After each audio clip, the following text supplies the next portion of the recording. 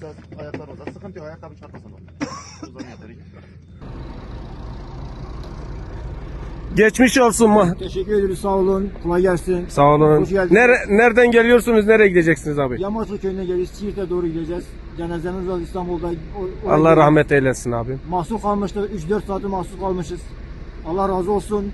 Siirt İl İdaremizden Allah razı olsun. Bizi kurtardılar. Çok Eyvallah. teşekkür ediyoruz. Çok geçmiş Allah olsun. razı olsun. Teşekkür Sağ ediyoruz. olun. Sağ olun. Dostum köy hizmetlerinden çok teşekkür ediyoruz. Biz yolda takılı kalmıştık. Allah sizden razı olsun. Her zaman daim olun, var olun inşallah. İşiniz gücünüz rast gitsin. Köy hizmetleri bizimle beraberdir. Allah razı olsun. Teşekkür ediyorum.